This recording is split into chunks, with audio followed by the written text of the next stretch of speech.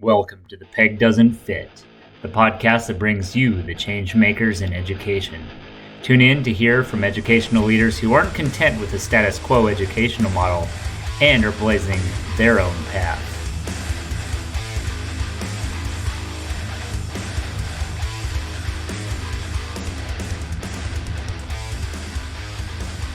Welcome to the show, everybody. Today we have Gever Tulley on from San Francisco. I'm going to read his official bio because it's pretty cool. Gever founded Tinkering School in 2005, one of the earliest camp programs to focus on empowering children in school, children with tools. While the world has focused on stunning images of children building amazing things, he was quietly handing over the running of the camp to the children. Ooh. That collaboration was the inspiration for SF Brightworks, a school that is co-created with the students. I love that. Brightworks explores the world through the Arc Pedagogy, a framework for collaborative learning. Along the way, he wrote 50 Dangerous Things You Should Let Your Children Do, launched the Mars program, which brings authentic NASA-inspired rover experiences to classrooms around the world, and is currently piloting GapLab, an immersive experience which helps students transitioning from high school, helps them reconnect with their best learning selves. Hello, we have a guest. Yeah, one of my students. Impromptu. Yeah, thank you. Yep.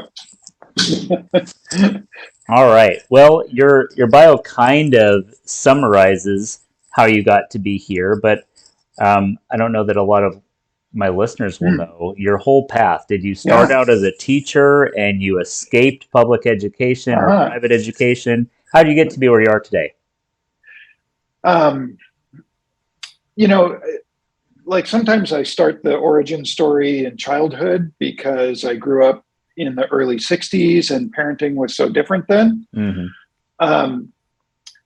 Sometimes I started in high school because I attended an experimental project-based school inside the California school district system in the late 70s. But, I think my path to education is just the path of a curious individual.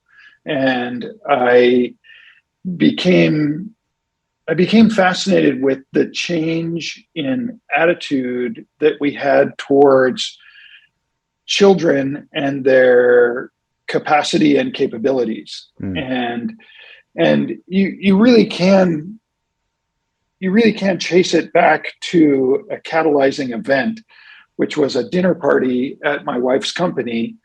And in the course of the dinner conversation, I was like up on my soapbox complaining about how parents like my age, in fact, friends that I'd grown up with, weren't letting their children do the kinds of things they had done as children, even though everything about the world is safer compared to the early 60s, and that, like, my close friends were describing our childhood as perfect examples of very poor parenting. And yet I look back to those childhood experiences as, life-shaping seminal events, the forts and fires that my brother and I built unsupervised down on a beach, all of these things that seem like normal elements of childhood were now looked back on as those were like absentee parents who did the minimal, and I think that's how those experiences are how children become adults, that agency and autonomy of childhood is really important. And Tinkering School, my summer camp, which is called a school, just to keep things very confusing. Tinkering School was started at this dinner conversation in response to a kind of put up or shut up challenge from my friends at the dinner table. And that really, started the whole focus on education as actually this opportunity to redefine childhood and recapture some of that magic of childhood that comes from kids getting a chance to see their ideas through to completion, and whether their ideas is, can we build a fort out of this cardboard box, or can we make lamps and sell them on Etsy? These are all like ideas at different scales that have various kinds of opportunities for the kids to make decisions and live through the ramifications of those decisions. And when we give so much scripted experience to students by predetermining the curriculum and giving them no opportunity to participate in even choices about what we're going to study next, we take away all of that agency and we make them dependent on other people to make decisions. So, let's say we were trying to make the friendliest possible version of the School of Hard Knocks. You ought to know what it means to overcommit. You ought to know what it means to feel so committed to a project that you're asking the school to open up on the weekends so you can finish. These are all things that happen here at Brightworks quite often. And the ebb and flow of that commitment and the sense of exhaustion afterwards, and the also like accidentally getting caught up again and getting the ball going again. These are all, I think, parts of the lives of functional adults that we've completely separated from school in the traditional classrooms. Yeah. I don't know. Does that answer your? Yeah. Does that? Okay, good. Yeah. Sometimes you ask me a question and I start to think of connected topics. Sure. And, yeah. I'm with you there. I do that a lot. So you're approaching almost 20 years since Tinkering School started. When, I don't know if I caught, when did you switch over, so to speak, to Brightworks? What year was that? Right. So Tinkering School has been running continuously since 2005. Okay. So. That was our first summer. I mean, we took one summer off when we started Brightworks, and it was just had to do with my level of saturation. And there's a generation of Tinkering School participants who will never forgive me for not running Tinkering School that summer. But the transition to Brightworks happened because I was talking to students about their lives at school when we were at summer camp together. And especially in the early years, the camp was just me and a couple of helpers, and we did everything, and there was too much to do. So we started just having the students help us. And that was the thing I mentioned in my bio was, part of the amazing thing about Tinkering School is that it rests fully on the shoulders now of the kids who've been through it. I mean, there's a organizational framework that they're working within, but aside from things like COVID, putting a hiccup in the chain of kids rising up through the experience, there's something kind of amazing about really collaborating with, teenagers on the design of the program. And then them picking up the reins and being responsible to deliver that designed experience. And, granted, Tinkering School follows a very loose framework that is, like, from day one, a collaboration with the participants. We have a set of materials that are available, and that limits certain choices, but within the limitations of those choices, we literally can build anything. Mm-hmm. And you know, that habit that we developed of just opening, like shaping how we open up that question of what shall we build this week. We have a tendency to pick a few like provocative ideas to seed the Okay. week with, and then let the conversation come from the work with the students Mm-hmm. and at the camp. And that's how we end up with, you know, crazy, the Trojan pig. Let's make a giant pig-shaped vehicle that everybody can ride in, and we can go over to the castle. That's And fun. yeah, and the castle is a stand of trees. I mean, it's if you set out to design the curriculum, you would end up with something like, well, we should build vehicles, and we should build, you would end up with these curricular goals that had no correlation to what that group of kids might get excited about. And the fact that Tinkering School still stands out in the kids' minds after all these years as one of those few places in their childhoods where they felt like they had a voice in what was going to happen, not just that day, but that week,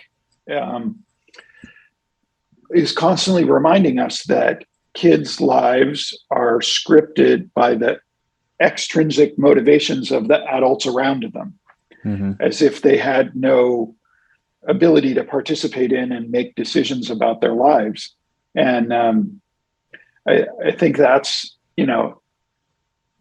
that's to the deficit of childhood and to the deficit of society, because we end up with kids who graduate high school with no adult decision-making ability, and so their parents have to come to them to their college counselor meetings, or right.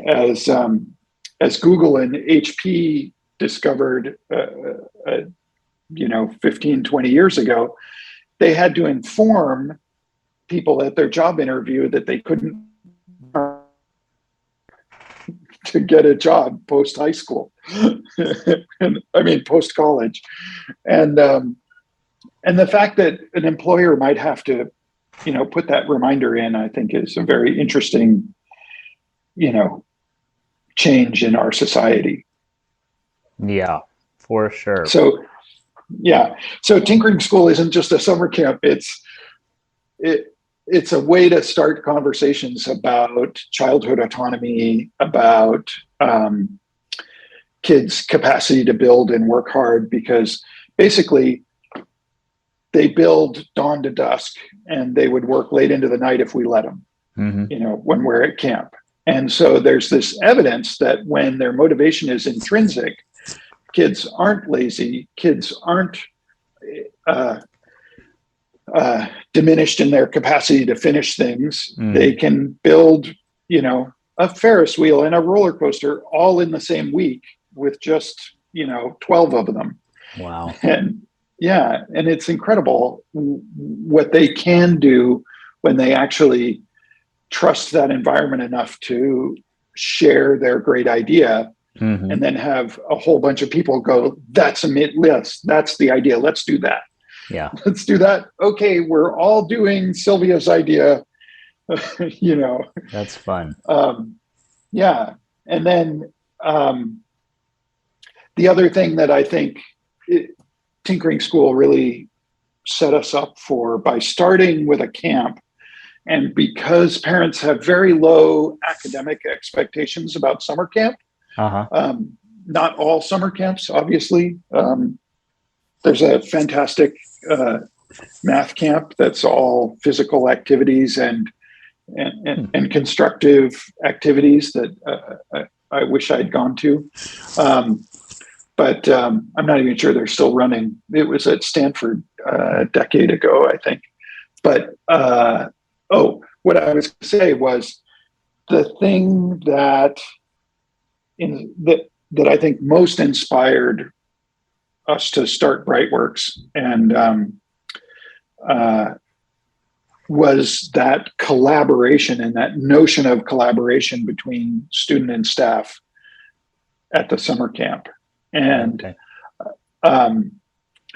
and we built, that's one of the pillars that we built Brightworks on. We have the Arc Pedagogy. We have this notion of fundamentally, foundationally, that the skill of collaboration might be the most valuable thing we could deliver. And all that entails in terms of their social and emotional development and everything kind of built around that pillar. That's, I think, when I really embraced those ideas, that's when the concept of starting a school really formed. And then, honestly, that conversation about starting a school was in December of 2004, and we opened the doors in September of 2005. Wow. Which I really don't recommend. When people ask me how the school was started, I was like, first off, take more than 10 months. It's worth working through the details. But I was so naive. I had no idea even what the legal framework of a school was. And we opened the doors and then retroactively did a lot of paperwork and a lot of communication with the city, and everybody was like, okay, good, green light, keep going. Okay. Yeah. But that was a wild ride. The first, I would say, 2 years of Brightworks was just borderline chaos the whole time. Yeah. Sounds like it. What sounds like in a way the Brightworks model looks similar to Tinkering School, in terms of what the school year, so to speak, looks like. Yeah. What does a typical day look like for one of your students? And I notice you call your teachers collaborators. Do the students also go by a different name label? It's interesting. I felt like it was important, especially during the early hiring and interviewing process, to hire people into the position of collaborator. So in the very first conversation that a teacher might have with us, they would understand, like, we're reframing this role from front of the classroom lecture style to working right alongside. Yeah. And the Arc Pedagogy means that, none of us are experts in a lot of the topics that we take on. We might have somebody on staff who knows more about geology than we do, but none of us are geologists, for example. So when we took on the salt arc, I needed everybody to understand, I don't expect you to be experts in salt. You shouldn't be cramming your heads full of salt knowledge over summer and feeling like you're in this incredible push to become an expert. What you should be is open-minded and participatory in learning about salt right alongside the kids, and bringing your adult ability to sift through the possibilities and curate for the kids what would be great engaging opportunities around salt based on what you discover with them.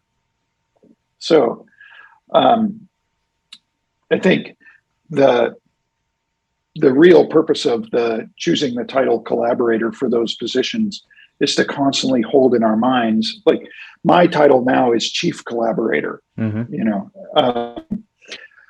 is that what makes the school work and what creates the best learning experience for the student is to constantly remember that we're working together with them, not for them, not for the school, but with this batch of students together to pull off a school year, know. And so your days and years kind of consist of a string of projects, essentially. So the Arc Pedagogy, each arc, and that's ARC, like the narrative arc, right? Because the first thing I started drawing when I started thinking about and I draw in my notebook when I'm thinking through ideas. And when the first thing I started drawing was some notion of a student-centric education where they were the hero of their own journey, kind of borrowing that Joseph Campbell idea of the hero's journey. And so that's when I started to think about the narrative of being at school. And if you talk to our students about, what's going on at school this year, I mean, we just moved to a new campus, so that's a big part of the narrative. But if you ask them about what's going on, you hear this thing that sounds like it's a little bit like a little kid's story of this happened and then this happened and then this happened. But then you start to realize like, oh, these things actually all tied together, and you can pick at any one of them, or poke at any one of them and ask further questions, and they can, they know all about, freshwater, saltwater environments and the kinds of creatures that need that mix. And, the Salt Arc was a great kind of a personal favorite because it highlighted a lot of things. But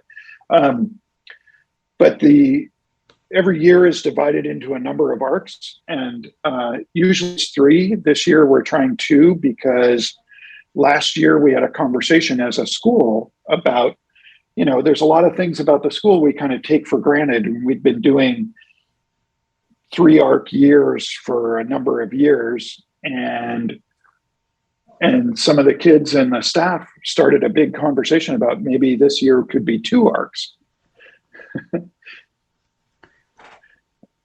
And my boss was trying to walk in. That's okay. So you went from 3 to 2. 3 to 2. And there's a kind of like onboarding get-together moment at the start of the year that was the first 4 weeks, where because we're in a new campus and because, we had to change some things to fit into these buildings, we used those first weeks as like community building and also onboarding new students to the project style work that we do. So we do a mini project in those first 4 weeks, and they learn all the steps and stages, and they really experience like how highly we value collaboration and how much we talk about it. And I think it's safe to say kids graduating from Brightworks are more aware of their own like positive communication habits and their empathy skills than kids from any other school. But going back to the structure of the arc, the arc itself is divided into 3 phases. And so that's kind of the 3-act story of the arc. It starts with a period of exploration, and that's designed as a collaborative survey of the topic for that age group. And our students are divided into groups. They're in near proximity in ages, but really we're trying to fit that child into a place where they're challenged enough to be interested, but not over challenged. Okay. So kids might stay with a group for 1 or 2 years as they rise through that level of intellectual and social engagement. And then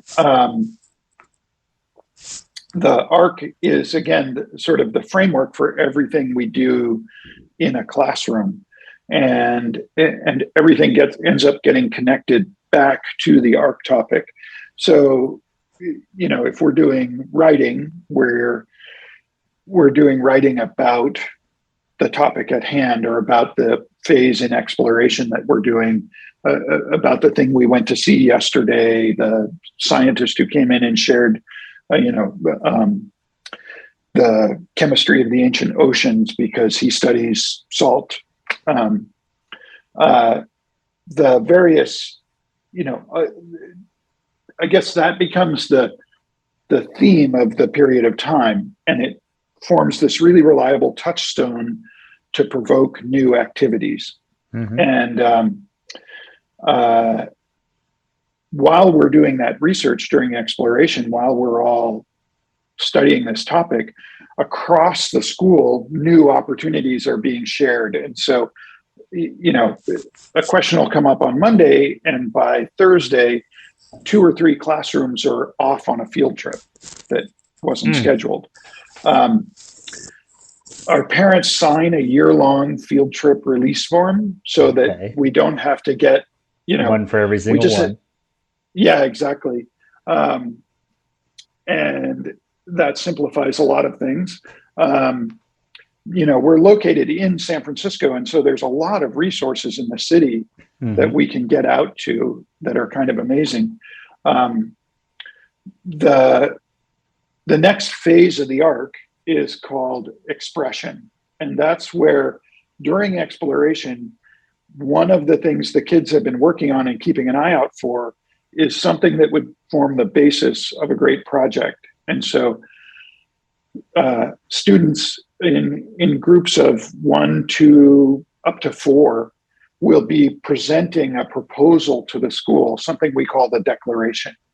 And the declaration is this kind of, it starts with an elevator pitch, 1 or 2 lines that kind of encapsulate the whole idea.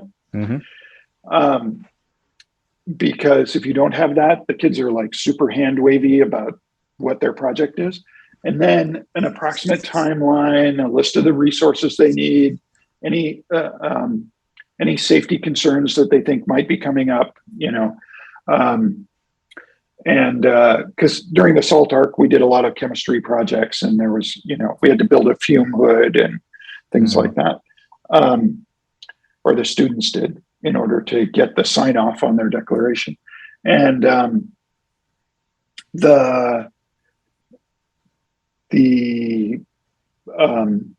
declaration kind of unlocks their project cycle.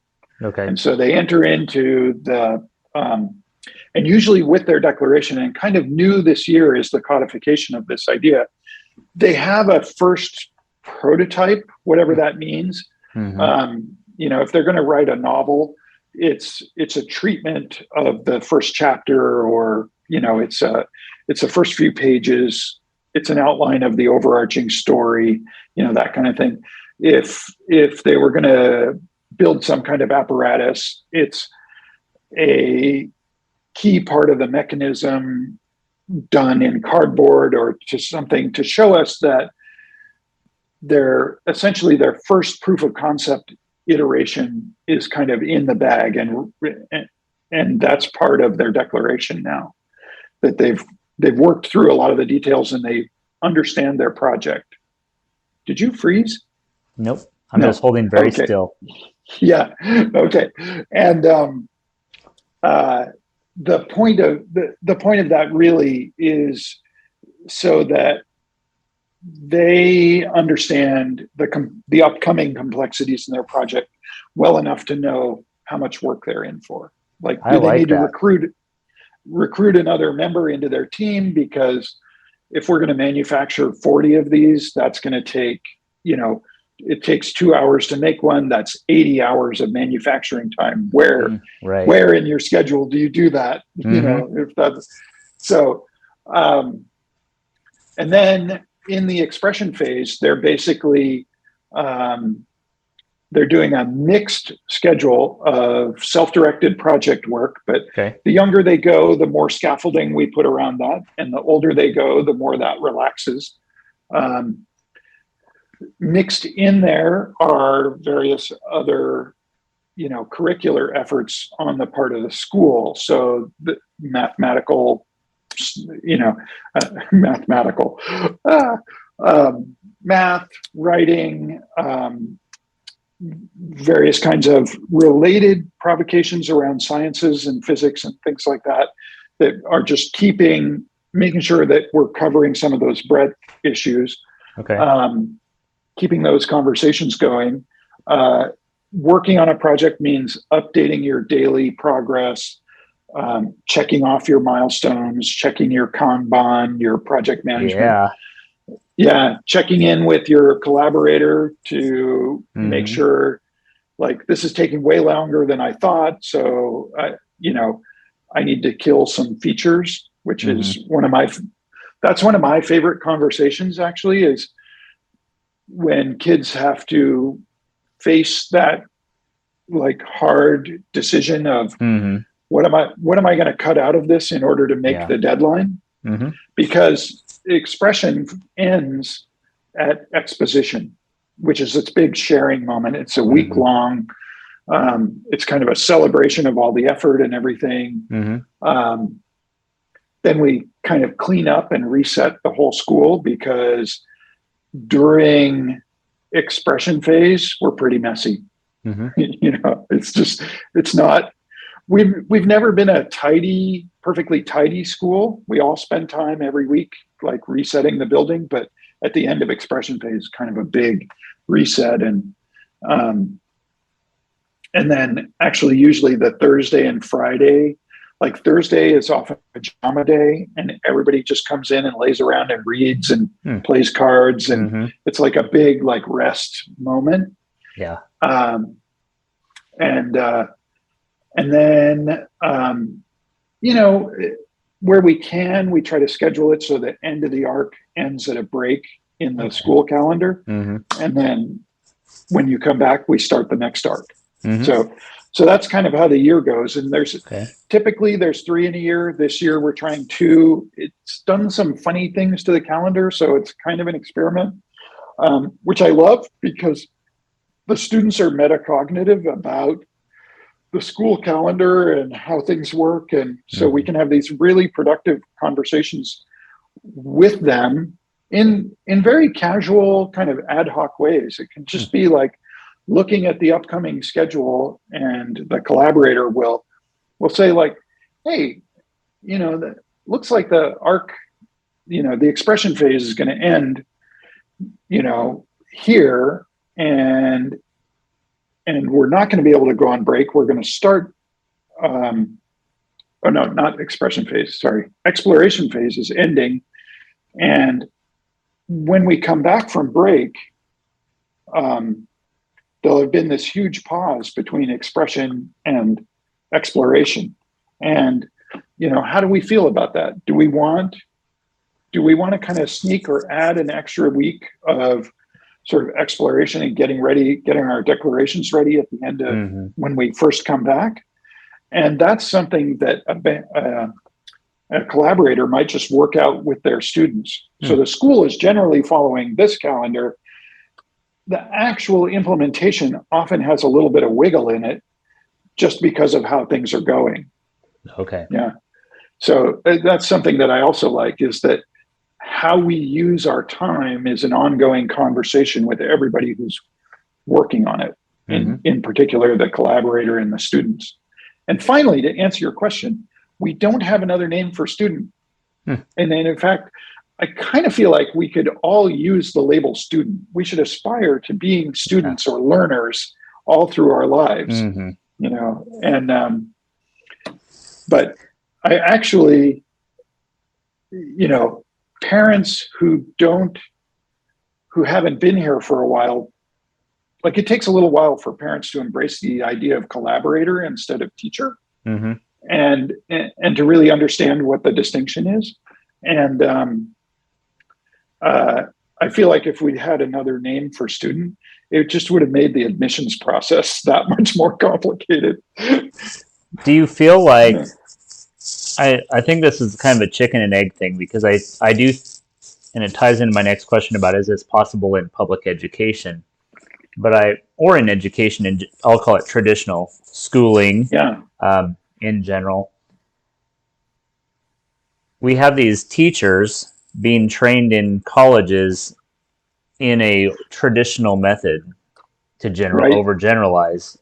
Do you hire teachers that, as your collaborators, that have a tradition in education, or are you kind of open to whatever? And if you do hire, I'll say, classically trained educators, Yep. do they have a little bit of a transitional struggle time as well? Oh, for sure.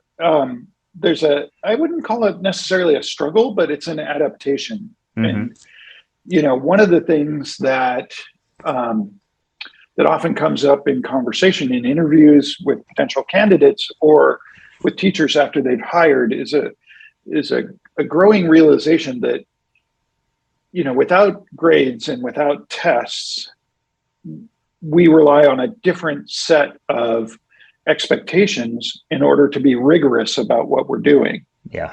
And those expectations are not always they're not always easy to measure, right? Mm-hmm. Like we have some rubrics that help set the conversations, and the kids and the collaborators fill out the rubric together. And so in that sense, the rubric is really a conversation framework for Mm-hmm. talking about where that student sees their potential for growth and where they think challenges lay going forward. Like, I'm still struggling to be excited about writing is a very much more interesting conversation than saying your grammar score is very low or your spelling is terrible, right? Mm-hmm. If the conversation instead is about motivation and about, fostering an actual interest in getting better at writing so that writing becomes more interesting to you, then, that's a conversation you can really have with another person. I don't care if it's a student to teacher conversation or it's two people talking over coffee. Like, Mm-hmm. you might be talking with a friend and saying, like, the biggest challenge of my new job is all the writing. I've never been a great writer. And, Mm-hmm. I'm not sure I love writing enough to do this job.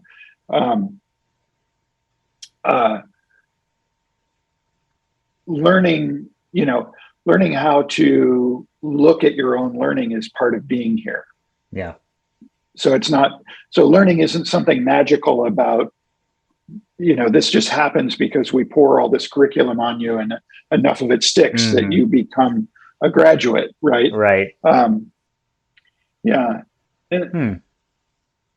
Yeah. I think the other part of that sort of, that whole question of where do our teachers come from or where do our collaborators come from is, we hire teachers because if you meet them at a point in their lives where they're not jaded and Oh, that was the burnt word I out, was going to use. Yep. Yeah, because that's a real thing. There right? is a point at which you give up fighting the system. I think many teachers enter very inspired to change the world, so to speak, in their own classrooms. And then slowly the system kind of beats them down and they do become jaded. I have a solution for this. If I ever become Secretary of Education for the United States, or King of the World or something, yes. I think that we need to move away from looking for a single solution. Mm-hmm. There almost can't be a single curricular framework that works for all students in all situations, with that combination of teachers that you can hire in that school district, right? And instead, every school district, and there's a school district up in Spokane that I'm really interested in because they're actually implementing this. They have a project-based program inside the public school district. Ooh, segue. Running in parallel. Yeah. And which, if I can remember the name of the project, I have it in my notebook. Okay. But what I mean to say is, I think that every school district should have one or two alternative programs running inside as part of a kind of Renaissance effort to develop and share new frameworks for teaching that are more effective for different populations. If you're in a school district where more than 50% of your kids are coming from violence and trauma, and they're they're having trouble focusing on a textbook, the answer is not to ignore them or to throw them into summer school where there's more textbooks, Right. right?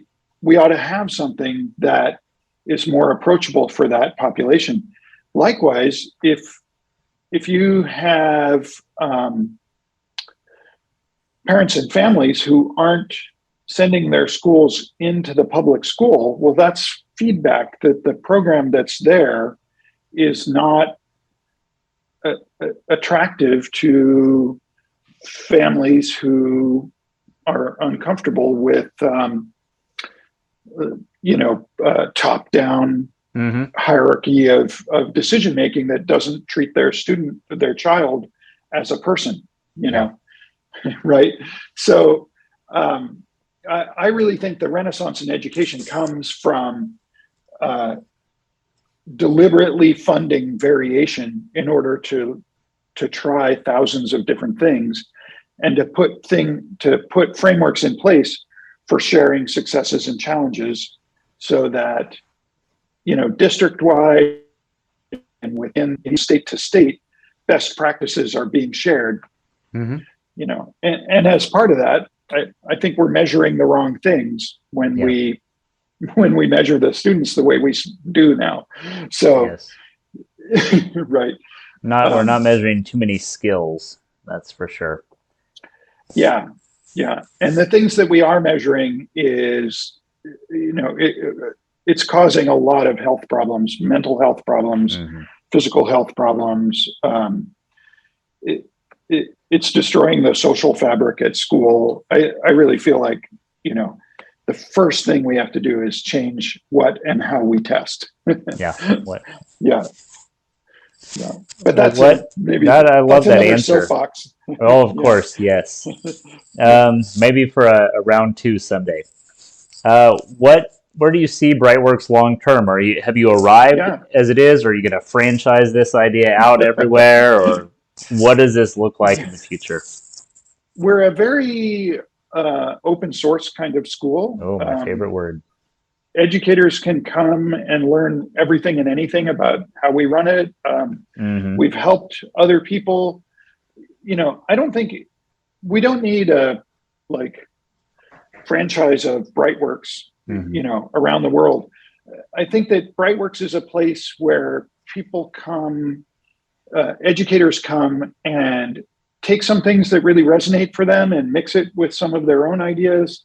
And then you get, because you get the positive support from us. I often end up in Zoom calls just with educators after they visited, and they reveal, I've been thinking about starting a school and I have my eye on a building, and I'm like, mm-hmm. Great, start with the building, get your insurance arranged, unlike what I did, and then, try it. Because in every one of those situations, often what they needed was just a positive.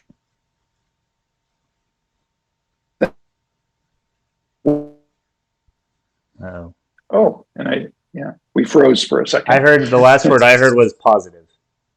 Oh, sometimes they just need a positive support framework to empower them to try the idea they've really been thinking about.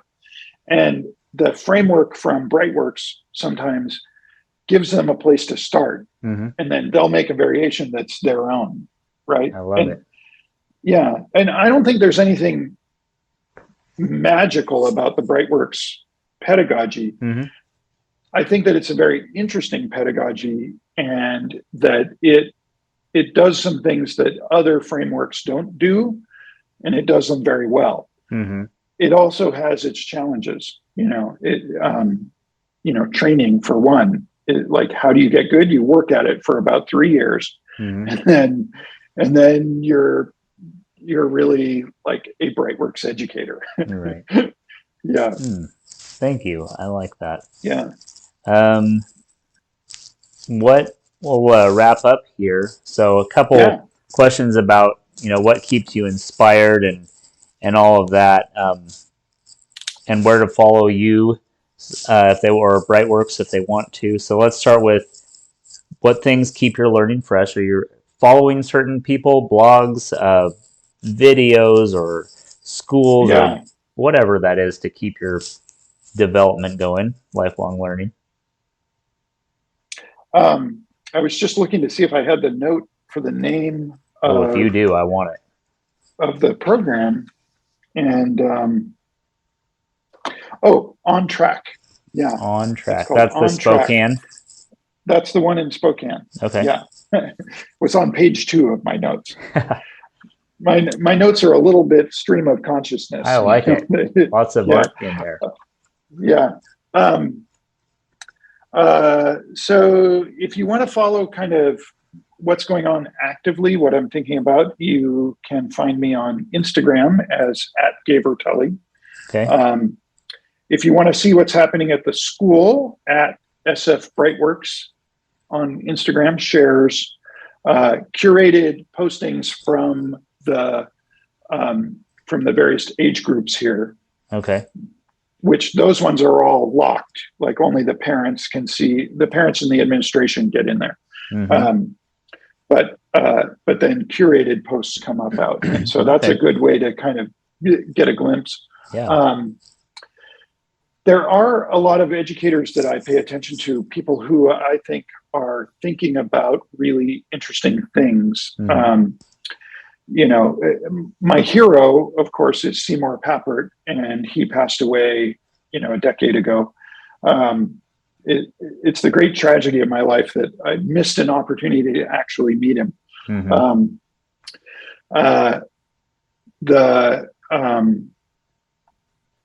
The people that I follow tend to fall into 2 camps. Okay. Child advocates and child agency. So America's Worst Mom, Lenore Skenazy, she has an Instagram and Twitter that are just amazing. She fights. I met her after I wrote 50 Dangerous Things that you should let your children do. And she fights for the rights of children to do normal activities and to make it legal for parents to let their kids play unsupervised in their front yard. And she's just a champion for children. Educator wise, I often find myself looking at the work of early educators because that's where there's a lot of freedom to explore hands-on experiential education. And the thing is, I'm always asking people, like, where's the Montessori college? Like why do we abandon Reggio practices in middle school, and then we have this other arbitrary framework that we adopt for high school that isn't based on anything? Right. Like what? Yeah. Where's Reggio University? But in particular, the one who really stands out lately is the work of Teacher Tom. He has a blog and Instagram feed. He's just Teacher Tom. And if you search for that, Teacher Tom and early education, his blog is amazingly well written and is really well linked. So when he's talking about research, all the links are there. And he's a great thinker about early childhood. And what it turns out is that that framework of learning with our hands and learning by doing actually applies through all ages. And we abandon it, after early elementary for no good reason. And that's why Seymour Papert started lifelong kindergarten at MIT, which, lifelong, that's I'm writing it down, lifelong kindergarten. Yeah. You're the second person in recent, well, actually, Alec Resnick from last week was on my show. And he also cited Seymour Papert. And so I better do my own due diligence now and check him out. Every time I think I invented something, I find out that Seymour was there first. Okay. Well, I guess you're standing on the shoulders of giants then, whether directly or not. That's Yeah. exciting to find. I'm sure that feels validating in some sense too. Like, oh my gosh, Oh, for sure. somebody felt Yeah. this, and it's my hero. Yeah. Well, thank you so much for being on the show today, and Thanks for having me, Ryan. I Yeah, really it's been appreciate it. yeah. I look forward to further conversations. Thank you.